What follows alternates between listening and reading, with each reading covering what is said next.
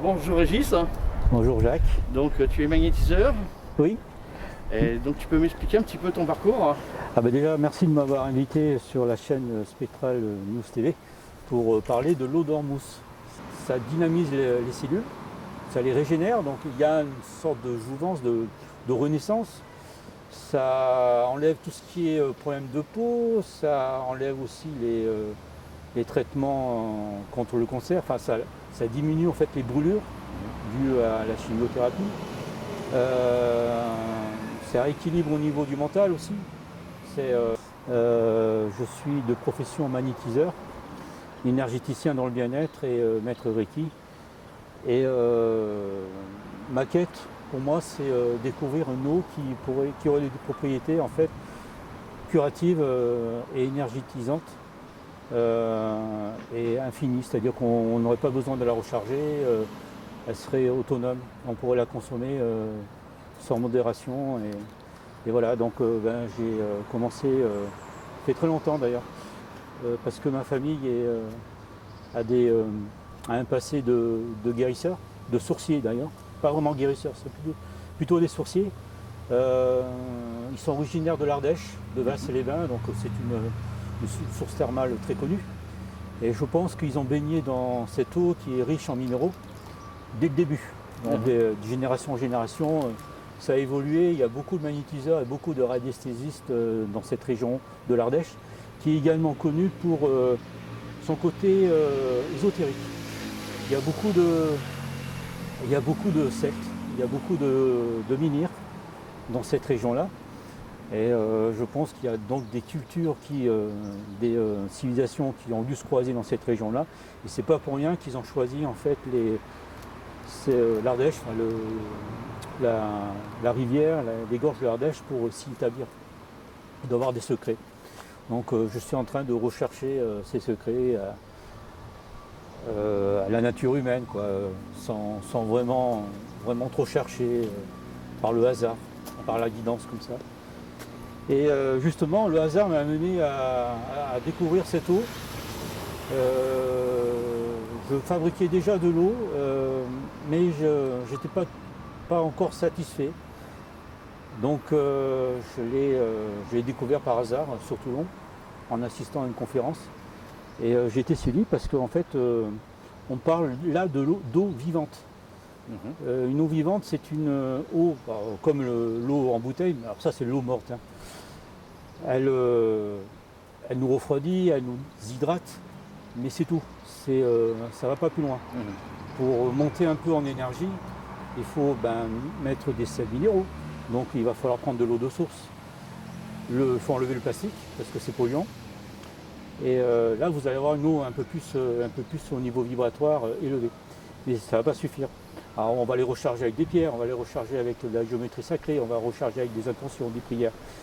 Ça va monter encore en énergie, mais c'est pas encore ça. J'ai fait plusieurs tests avec le pendule et je vois la différence entre l'eau d'Ormuz et les eaux qu'on peut fabriquer avec des eaux de source. Ça n'a rien à voir. Ça n'a rien à voir parce que en fait, cette eau, c'est pas vraiment un liquide, c'est pas vraiment un solide, c'est pas vraiment un gaz. C'est les trois réunis. Et là, on touche à l'alchimie, c'est-à-dire à la transmutation de la matière. Qu'est-ce que c'est l'alchimie? C'est en fait, on va changer la matière existante d'un objet en y en mettant en fait d'autres éléments, des intentions, quelque chose en fait qui va monter en fait en vibration. Des fois, la matière, elle change d'aspect, on la voit tout de suite, et des fois non, mais c'est pas grave. Et l'exemple que je peux mettre, c'est que tout le monde connaît la transmutation du plomb en or. C'est un procédé pour le changement de minéraux, mais c'est pas achevé. Pourquoi j'en parle de ça? Parce qu'il existe chez les rois de France, les rois d'Europe, on a retrouvé des écrits parce que c'est les alchimistes qui racontaient. Ils buvaient de l'eau avec un petit peu d'or. Ils pensaient que l'or, en fait, comme c'était des travaux d'alchimie, c'était en fait la quête de l'éternelle jouvence, la pierre philosophale. Ils pensaient qu'en fait, en buvant cette eau avec un petit peu de précipité d'or, ils rajeunissaient. Bon, ça n'a pas trop marché parce que l'or, c'est vrai, ça suit l'étape des alchimistes, mais c'est pas la fin. Donc pour en fait absorber, enfin moi je pense pour rajeunir, il faut avoir l'étape complète, c'est-à-dire du plomb jusqu'à la pierre de jouvence. Alors, je pense qu'il y en a qui sont arrivés, ils ne le disent pas, ou alors c'est assez secret. Malheureusement les pauvres rois, ils ont mal fini quoi. Ça va pas. Non. Donc laissons passer l'or, enfin l'or buvable. Ensuite nous avons.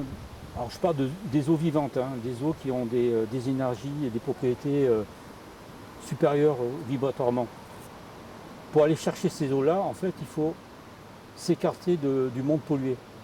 Donc il faut aller en sous-sol, dans les roches. Donc là, on revient à l'eau de source, mais aussi dans les fonds marins. Donc dans les années 70, il me semble, on en boit toujours, on avait découvert l'eau de Quinton. L'eau de Quinton, c'est une eau en fait qui sert en fait au plancton. Ils se nourrissent de ça en fait. Donc on s'est dit pourquoi pas utiliser cette eau-là. On la trouve en pharmacie pour soigner les gens.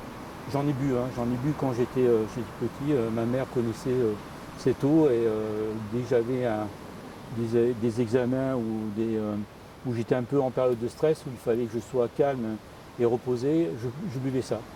Ou alors quand je sortais en fait d'une maladie avec de la fièvre et tout, qui m'avait fait baisser un petit peu les énergies, elle me faisait boire ça.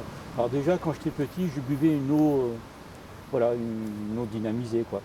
Donc l'eau de Quinton est très, très intéressante. Elle ressemble beaucoup à l'eau d'Ormuz, sauf que l'eau d'Ormuz, en fait, on va récupérer l'eau de mer naturelle. Alors j'essaie d'éviter d'être dans le port, mais une eau de mer normale, basique, tout ce qu'il y a de plus simple. Et on va y rajouter un peu de soude. Donc je vous montrerai tout à l'heure.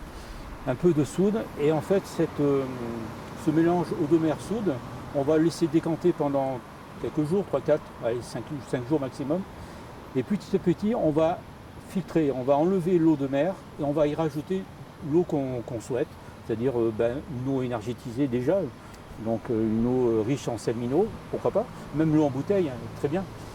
Et petit à petit, donc en faisant 5-6 fois le changement d'eau salée et d'eau de mer, d'eau de mer et d'eau douce, on va arriver à une eau buvable, tout en gardant en fait le précipité de soude, qui n'est plus vraiment de la soude.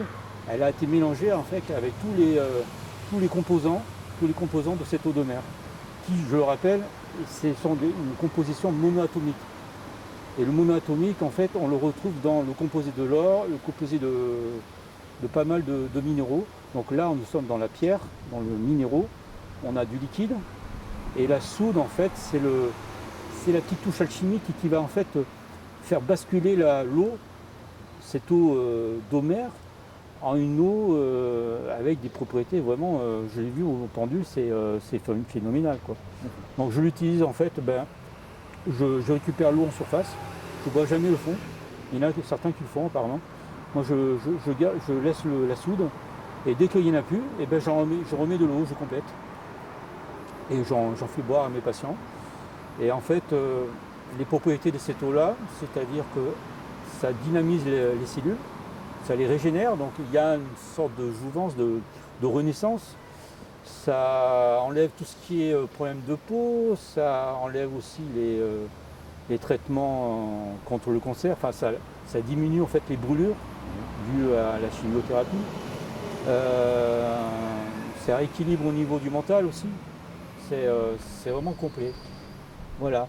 Alors, comme c'est un travail alchimique, c'est pas parce que vous buvez cette eau-là que vous allez guérir. En fait, on va ingérer une graine. C'est nous, notre force de croire ou pas, qui va faire germer cette graine. Donc en fait, tout l'outil, je le donne, c'est après à la personne de s'en servir. Moi, je ne vais pas pouvoir être à sa place et moi j'y crois, mais je ne peux pas non plus faire croire à tout le monde. Ça serait mon but, mais après on force les gens et c'est pas bon. Voilà. Donc c'est à eux de croire ou pas. Donc je ne peux pas dire qu'il y aura des résultats à 100%, mais physiquement, les faits sont là, c'est réel. Cette eau et dynamise en fait. Vous pouvez même la laisser à la maison. Vous pouvez même arroser les plantes. Dans un endroit où vous vous sentez mal, vous mettez un bocal d'eau avec de l'eau en mousse, et ben vous vous sentez mieux. Donc ça rééquilibre un petit peu au niveau des énergies de la maison. Il y a beaucoup de choses. Voilà. Ok. On peut voir un petit peu à quoi ça peut ressembler? Oui. Quand c'est au repos, alors je ne sais pas si je dois approcher. Je zoome un petit peu. Quand c'est au repos, ça fait ça en fait. C'est la soude qui descend et l'eau reste en surface en fait. Ok. Alors c'est vrai qu'elle ressemble à l'eau, c'est de l'eau, hein. Bête, ni plus ni moins. Mais c'est au niveau cellulaire que c'est différent. Moi j'appelle ça l'eau vivante. Voilà, pour faire la différence entre l'eau morte. Beaucoup, tout le monde consomme des aliments morts. Malheureusement c'est le problème du siècle ça. Très bien. Merci beaucoup, Régis. Voilà. Et voilà.